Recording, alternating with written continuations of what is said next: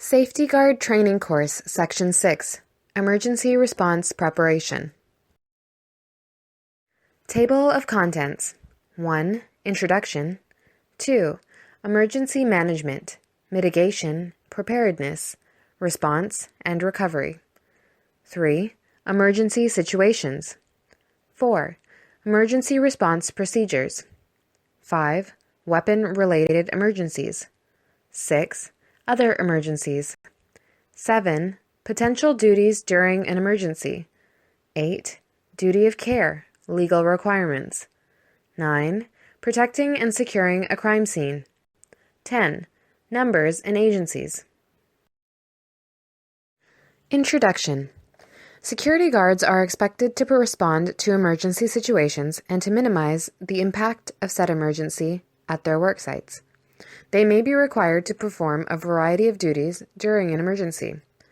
Guards must know and understand general response, their company's and site's procedures, and scene management of emergencies.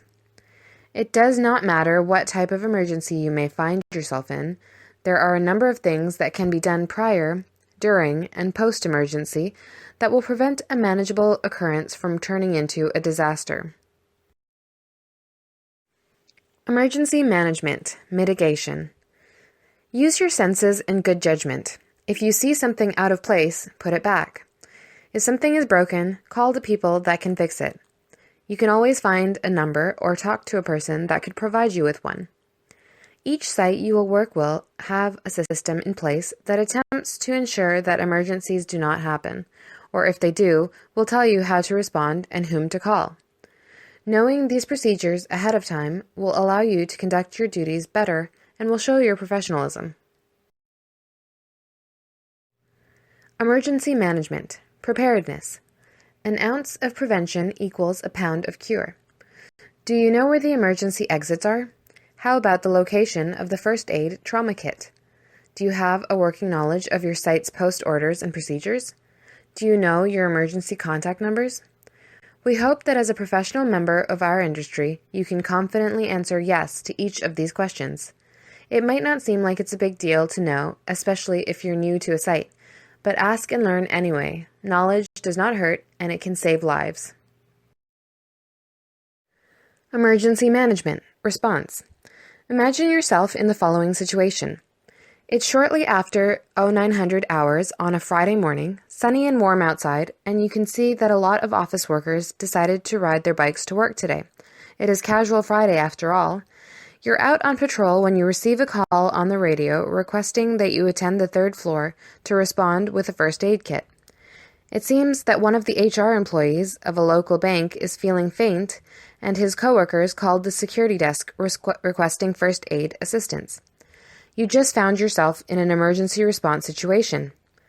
You may already know what to do, or you will learn in Section 12 of this course. However, you should understand that as a security guard, you will be responding to emergencies when they happen.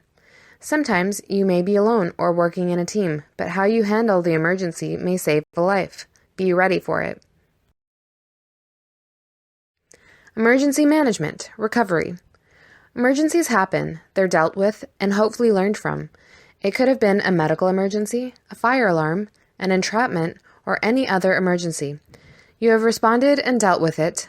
Everything is now normal and the site may resume its operations as if nothing happened. However, your job is not yet done. Most guards dread this part of their job, reports, but that's because they do not appreciate the long-term benefit of a well-written, detailed occurrence report. An occurrence report details the incident. It answers the why, what, where, when, why, and the how. Its purpose is to detail the incident to management, your coworkers, and any other vested parties. Your reports allow for prevention of future incidents. They also can make you look professional, and that is always a good thing. Emergency Situations. An emergency situation is an occurrence or situation deemed to be critical. Depending on where you will find yourself working, emergencies can either be big or small. It can be generally agreed that the following are emergencies for individuals working in our field: fire or fire alarms, medical, entrapments, for example in escalators and elevators, bomb threats, suspicious packages or explosive devices, major protests or riots, power outages, floods. There are obviously more categories. Some sites you will work at will consider any incident an emergency and will require you to call management at all hours for anything, no matter how small. There are also sites that will expect you to deal with incidents, solve issues, and write a report at the end of it. Emergency response procedures. Security guards must be comfortable when responding to emergency situations. They must be familiar with different emergency procedures and must be able to coordinate these procedures with organizational requirements and/or other personnel. Understanding the need for emergency response procedures and following the emergency response plan for a given site is vital to the security guard role.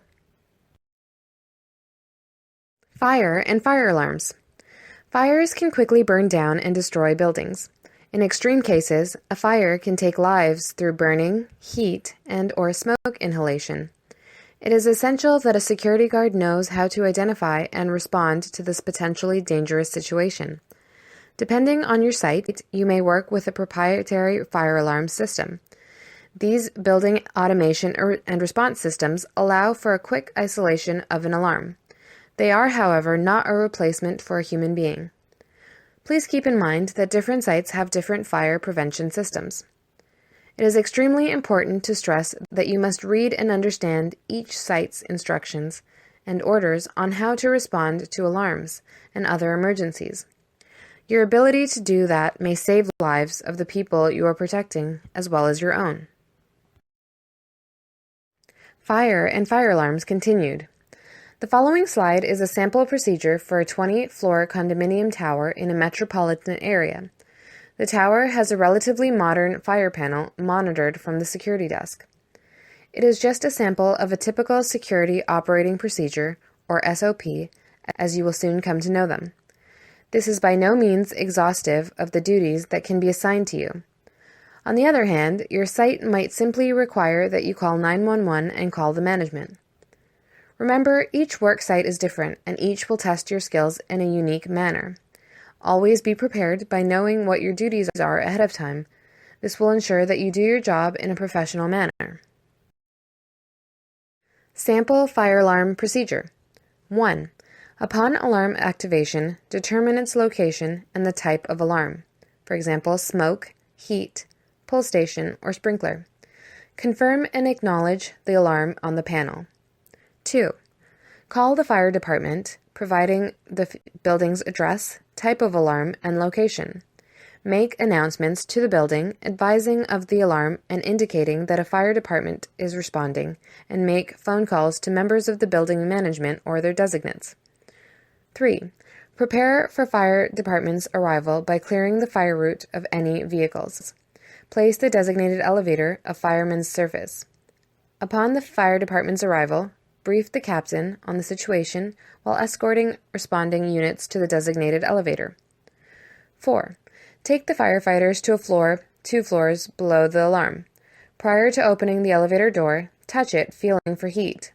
If all appears to be clear, open the door and direct the fire department responders to the nearest stairwell. If at any time a member of the fire department requests that you do alter your procedures, do so, as it is best to operate under the assumption that they know better. 5. When the fire department completes their investigation, they may ask you to reset or bypass the fire panel. Do as you are asked. 6. Conduct all clear announcements to the building.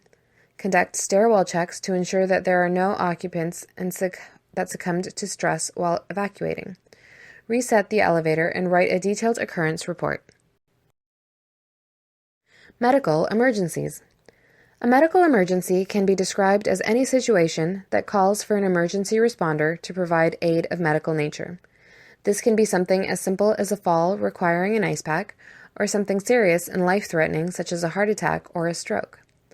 Your response will be highly dependent on the nature of the medical emergency and your site's procedures.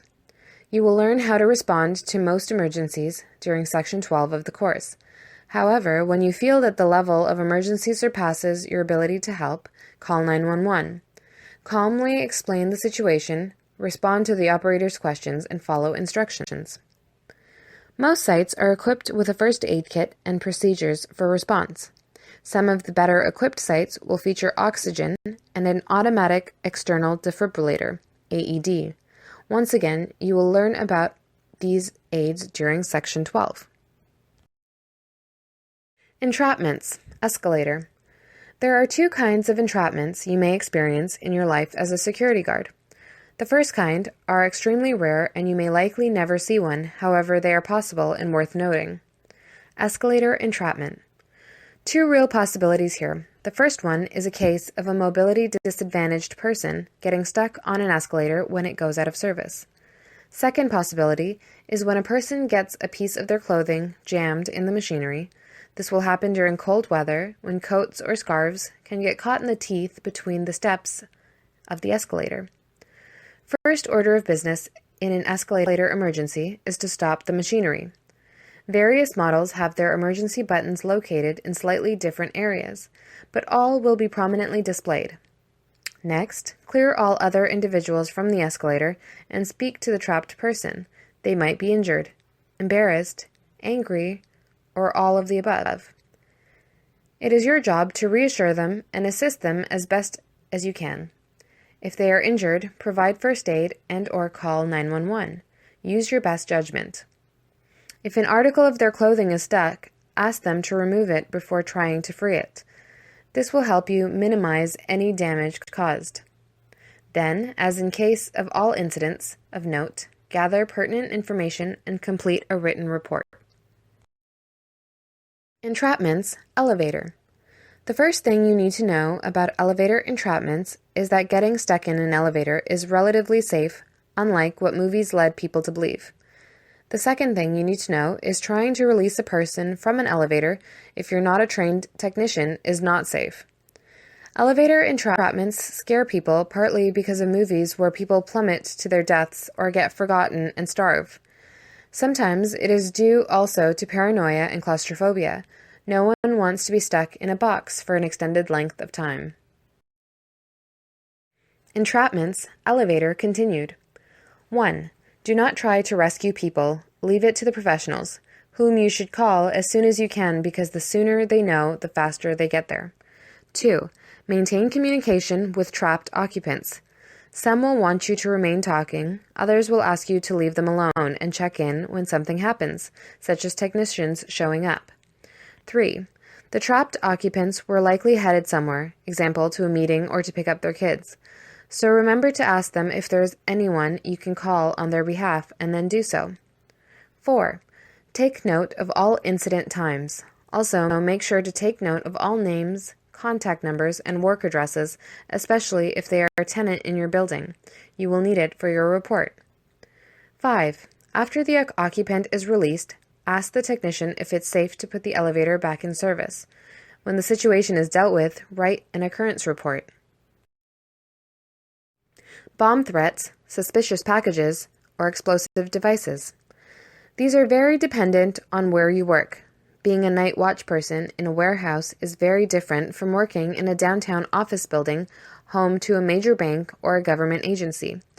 Regardless of where you find yourself, when someone calls in a bomb threat, you must take it seriously. Sites that consider such threats a real possibility will have clearly written procedures and policies on how to act and whom to call. Be sure that you familiarize yourself with them prior to an incident, as during is too late.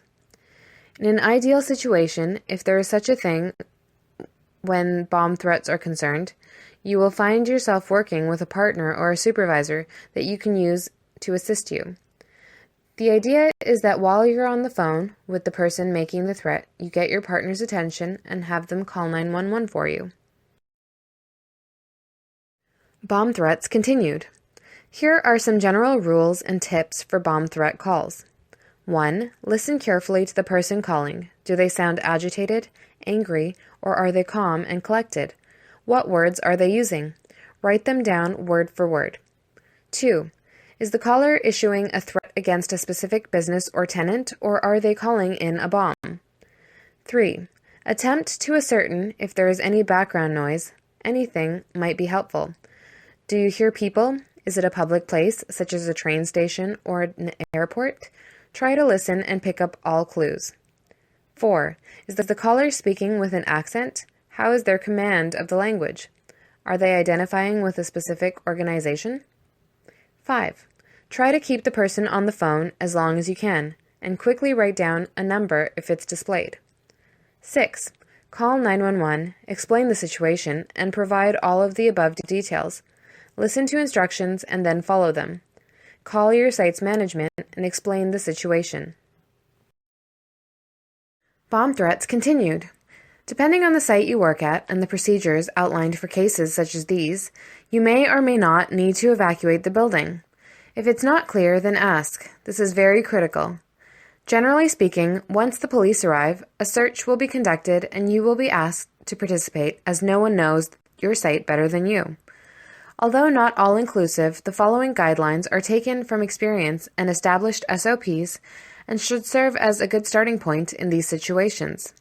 As always, don't forget to write an occurrence report. 1. Before starting the search, turn off your radio, cell phone, and anything else that uses radio frequencies. Better safe than sorry. 2. Pair up with someone. A police constable will usually pair up with someone possessing site knowledge, such as a security guard or a building operations member. 3. Start your search in common areas. These are easiest to access and commonly attended by patrons and tenants. Washrooms, garbage bins both inside and out, benches, and flower planters tend to be good hiding spots, but look everywhere. 4. Search in zones: low, middle, high. Consider low anything below the belt. Medium would be belt to head, and high is anything eye level and above. 5. Be very methodical. It's important to be thorough and consistent. 6. Once the search teams conclude a sweep of the common areas, search the mechanical and back corridor areas. Do not skip any rooms or sections. 7. Next in line would be stairwells and parking lots, especially if underground. In stairwells, look for objects that should not be there. In parking lots, look for vehicles that look abandoned or otherwise out of place. 8. Your final search should be conducted in tenant space. This is very difficult to do without scaring your tenants. The issue at hand is also the fact that no one will know if something does not belong in tenant space better than the occupants themselves. 9. Talk to designated tenant contacts or floor wardens prior to revealing the reason for you and the police are attending. Let them, your management, and the police decide on if and how to advise the tenants. Suspicious packages, explosive devices continued. What happens when you find a suspicious package or an explosive device will be very similar. In fact, if something turns up in the previously described search, it will not matter if it's a suspicious package or an explosive device, as you and anyone else involved in the search are required to clear the immediate area. The police will then set up a perimeter and clear all occupants from the location. The bomb squad will then attend and investigate. Your job will likely consist of making announcements to your site in order to establish an evacuation. You will then be tasked with securing all entrances and ensuring that no one attempts to enter. In situations such as this, your best defense is being prepared by knowing your SOPs and your site. Listen to all instructions given to you by police and management, as odds are that they are more experienced in situations such as this. In the end, the bomb squad will either declare the device dangerous, bring in special equipment to remove it, or they will determine that the alarm was false and leave the site. On a side note, it's possible that during your patrols you may find an abandoned backpack or a briefcase. Someone might approach you and inform you that they saw a box left under a bench and they think it is suspicious. The best thing you can do in this situation is to follow your site's procedures. Odds are that it's something that belongs in Lost and Found, but do not assume so. Major protests and riots.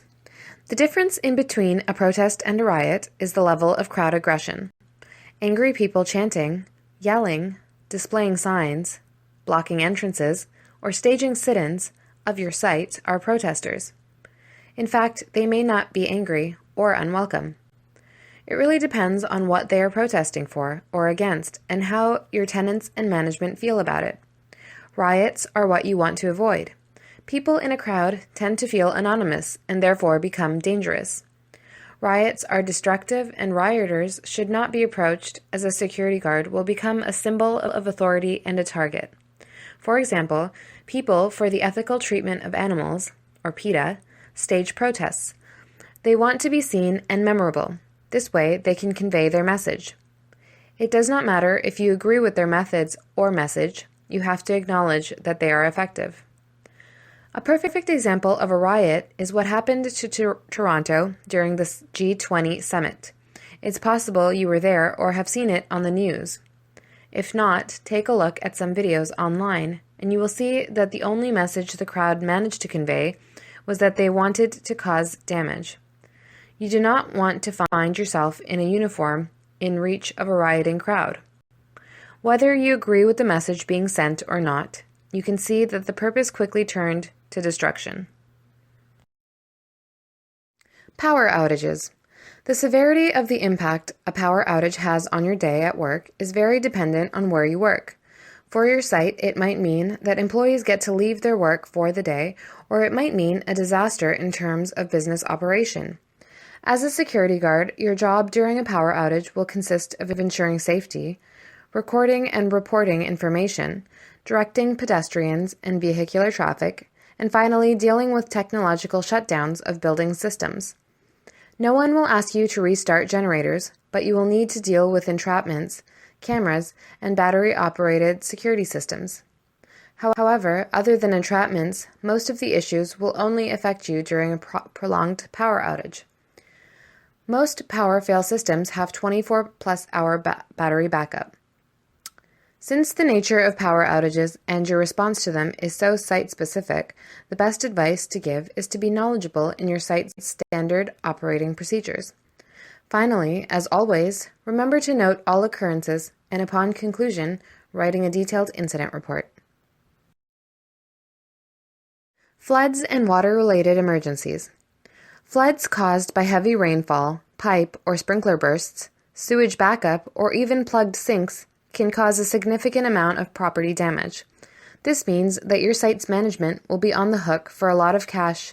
Insurance companies usually get involved and demand all details. Companies and engineers attend and check for mold, structural damage, and electrical damage. This is expensive, and if you have ever dealt with an insurance company, you know the last thing they want to do is pay. By now you're probably figured out you need to insure based on previous slides, and you are right. You need to document everything and write a detailed report. Take pictures of all damaged items, both on the tenant's and the property owner's side. There are a number of things to keep in mind when attending to flood or leak. Safety. Water conducts electricity, and electricity can kill. Before you enter an area with water on the ground, make sure that the building engineers shut down the power. This is critical during large leaks and floods. Use caution for small leaks and minor spills. Do not walk in the water unless you are certain it's safe. Containment. It is likely will come down to a building engineer to contain the source of the water, as you will not be equipped with the necessary tools to close a leaking pipe. Smaller things you can take care of, things like overflowing faucets and toilets, have shut-off valves that can be used to stop the water. Finally, if necessary, calling in external contractors might be what gets the job done. Depending on the size of your site, your SOPs will have a list of people to contact. Cleanup. Know the locations of wetbacks, mops, and buckets. Know how to contact cleaners and where to find them. If the need arises, help. You will show dedication and team spirit by helping. Remember that you may require help at some time as well.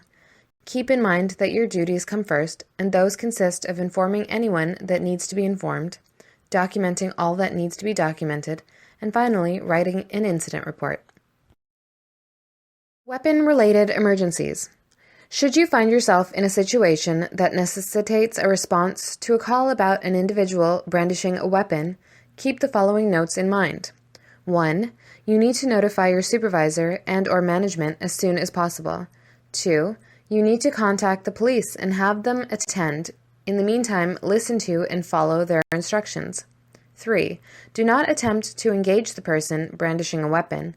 Don't try to be a hero. Always remember that safety comes first. 4.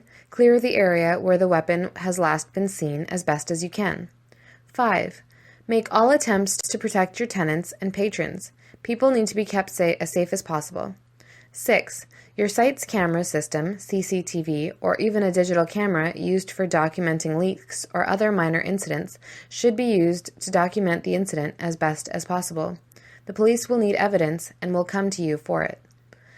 As in all possible emergencies, weapon incidents and their frequency will vary depending on where you find yourself working. Your site will have procedures that the management wants followed. They will list all of your assigned duties as well as those assigned to your coworkers. Other emergencies. It should be nearly impossible to list all of the incidents and situations that may happen on your site. Each time something happens, a variable or two will be different, and how you respond will need to match the situation. Important things to note are, if you do not know what to do, do not be afraid to ask. It is critical to keep yourself, your tenants, and coworkers safe. In order to do this, you must remain calm. If you panic, the people around you will panic, and this does not help to solve the problem. Follow any previously established rules and instructions, or SOPs. Contact the right people for the job and provide them with the information they need to do it. Remember to keep your management informed. Document everything, take notes, take pictures, and keep track of times. Finally, complete detailed occurrence reports. Your ability to write a good report will be an important factor in your career.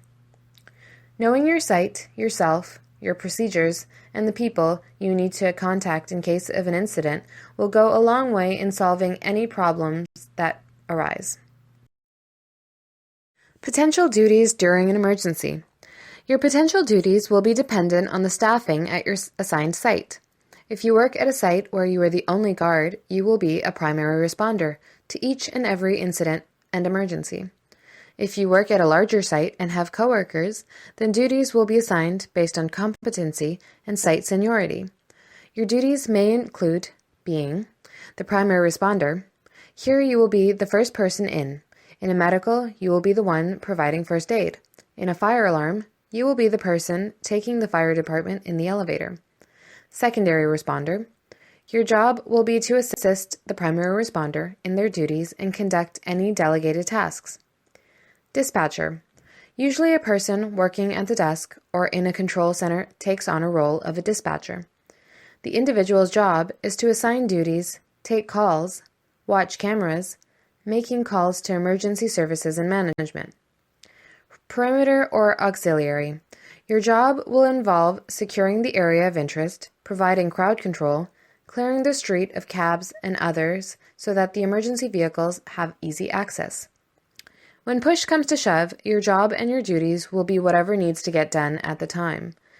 Remember that as long as no one asks you to do anything illegal or inherently dangerous, they have the right to expect you to complete it. Think of it this way. Once you clock in on duty, you work. Then, when your shift is done, you may clock out. In between, you do what you are told, as long as it's safe and does not break any laws. Duty of care. Legal requirements. During emergencies and everyday situations, you have a duty of care towards the people you serve and are trying to help. You may also be asked to hold onto a piece of evidence before transferring possession of it to a peace officer. What this means to you as a security guard is, while providing first aid, CPR, or assisting otherwise, you may not quit or give up. You are obliged to continue providing help until you are relieved of your duties. Your relief might be a fellow guard or a paramedic, but you do not stop unless you have a replacement. No exceptions. For evidence purposes, you may not transfer any evidence to anyone other than a peace officer, the police. Always take note of who received it from you.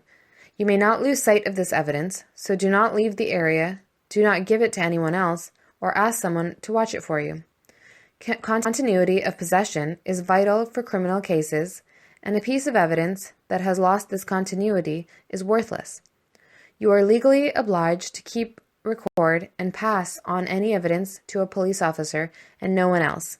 No exceptions. Protecting and securing a crime scene. Crime scenes need to be preserved and left untouched until police arrive. In a way, this is similar to your duty of care for evidence.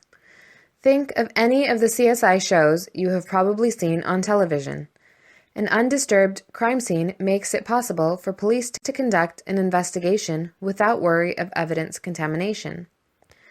Let us imagine a break-in at a store discovered overnight during your shift.